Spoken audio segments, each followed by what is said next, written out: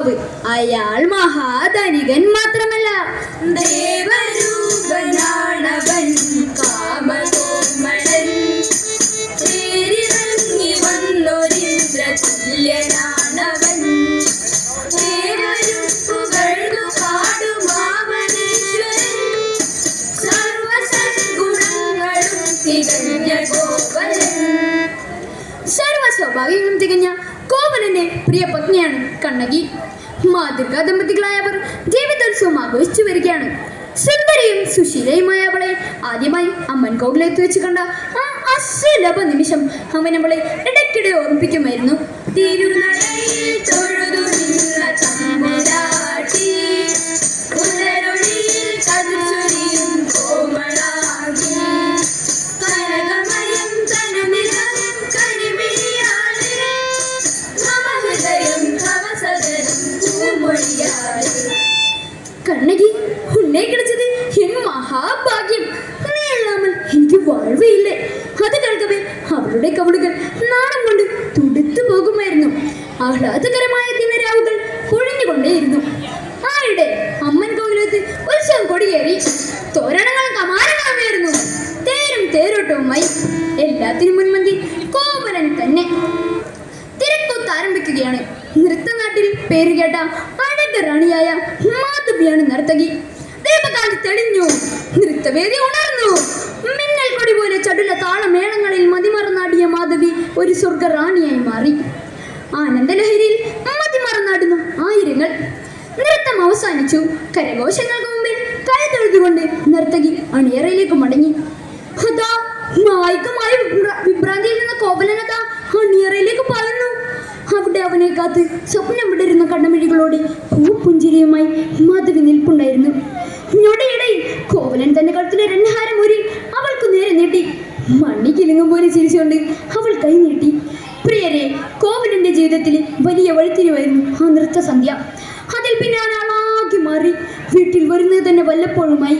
അവന് കണ്ണകിയെ കാണുന്നത് തന്നെ ചതുർത്ഥിയായി. എന്നും മദ്യപിച്ചു വന്ന് ബഹളം കൂട്ടുന്ന അവന്റെ കാൽ പിടിച്ചുകൊണ്ട് അവൾ കണ്ണീരോടെ ചോദിക്കുമായിരുന്നു, അങ്ങ് എന്തിനെങ്കിലും നശിക്കുന്നു? ഞാനിത് തെറ്റ് ചെയ്തു. ചേ മാറിയടി പീണാമേ, മാറിയില്ലടി മടുത്തു പുറത്തു ഭേദമേ, മാധവിയെ രാജ്യമാണു കാമിനി, ആ മനോഹരാംഗിനെ സ്വപ്നവട്ടമെത്തുക, ഏഴു ജന്മമെങ്കിലും ജനിക്കണം നീയോർക്കണേ. കണ്ണകിയുടെ കണ്ണീരിൽ കുതിർന്ന ദിനരാവുകൾ പൊഴിഞ്ഞുകൊണ്ടേയിരുന്നു. കോവലൻ തിരികെ വന്നില്ല. അങ്ങ് കാഞ്ചീപുരം മട്ടുപോവിൽ മാധവി കോവലനെ മയക്കിയെടുക്കുകയാണ്. ആടിയും പാടിയും പ്രണയകുവാടിയും ഇരുകോകിലങ്ങൾ പോലെ പാടെ മറന്നവൻ സർവസമ്പത്തും നൽകി പ്രേമതാമത്തെ തന്നെ സ്വന്തമാക്കിയിടാൻ നൽകി.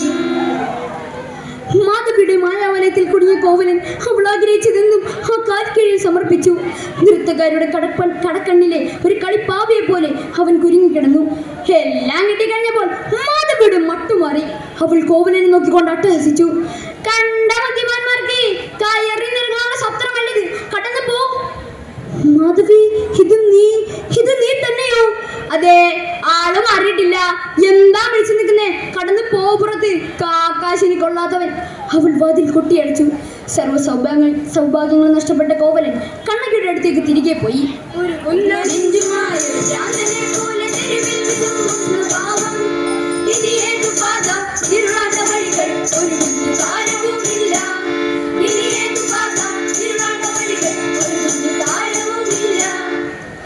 കണ്ണകി ജനൽപ്പുറത്തിലൂടെ നോക്കുമ്പോൾ കടവുടെ കോവലൻ.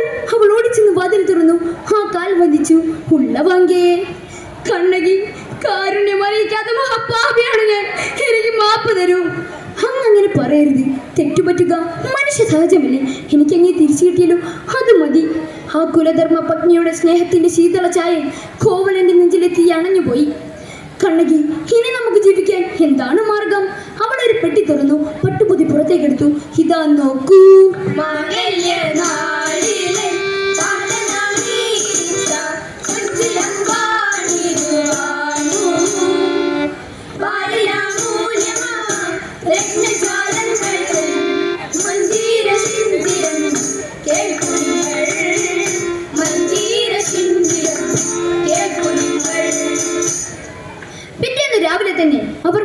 അവിടേക്ക് യാത്രയായി. അവിടുത്തെ ഒരു പ്രമുഖ രത്നവ്യാപാരിയുടെ കടയിലെത്തി. തട്ടാൻ ചിലമ്പുമായി അകത്തേക്ക് പോയി. ഏറെ കഴിഞ്ഞില്ല, ഒരു കുതിരവണ്ടി പാഞ്ഞു വന്നു. കടയുടെ മുൻപിൽ നിർത്തി. രാജഭടന്മാർ ചാടി ഇറങ്ങി കോവരനെ വണ്ടിയിലേക്ക് വലിച്ചഴിച്ചു. തമ്പുരാട്ടിയുടെ ചിലമ്പാട്ട പെരുങ്ങള കയറള വണ്ടിയില്. തട്ടാൻ കൂട്ടവയറ് കുലുക്കി ശേഷിക്കൊണ്ട് പറഞ്ഞു, തമ്പുരാട്ടിയുടെ ചിലമ്പോലൊന്ന് എന്റെ കയ്യിൽ തന്നെ വന്ന് പെട്ടത് മഹാഭാഗ്യം. വാർത്ത കാട്ടുതീയായി. തമ്പുരാട്ടിയുടെ ചിലമ്പാട്ട പെരുങ്ങളെ കാണാൻ ജനം കൊട്ടാരത്തിൽ തടിച്ചുകൂടി. സിംഹാസനത്തിൽ ഇരിക്കുന്ന പാണ്ഡ്യമന്നൻ ആജ്ഞാപിച്ചു,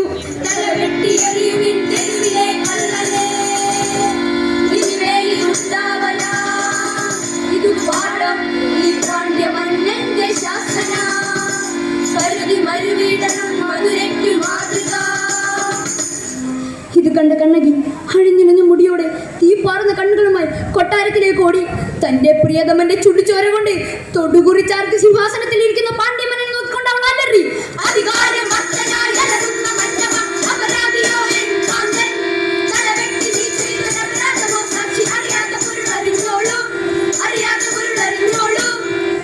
എന്തേ ധിക്കാരം വിളമ്പുന്നു?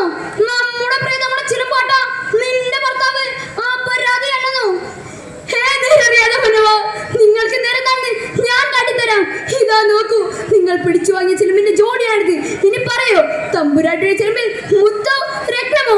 മുത്ത്, മുമ്മായി മുത്ത് നിറച്ചതാണത്. എങ്കിൽ കേട്ടുകൊള്ളൂ, ഇത് രത്നമാണ്, അമൂല്യമായ രത്നം. അവൾ ആ ചിലമ്പ് സഭാമണ്ഡലത്തിലേക്ക് വലിച്ചെറിഞ്ഞു. ചിലമ്പ് പൊട്ടി, മന്നൻ നടുങ്ങി, കാണികൾ കിടിലം കൊണ്ടു. പ്രതികാര ദുർഗയായ കണ്ണകി തന്റെ വലതു മുല പറിച്ചെറിഞ്ഞോണ്ടലറി,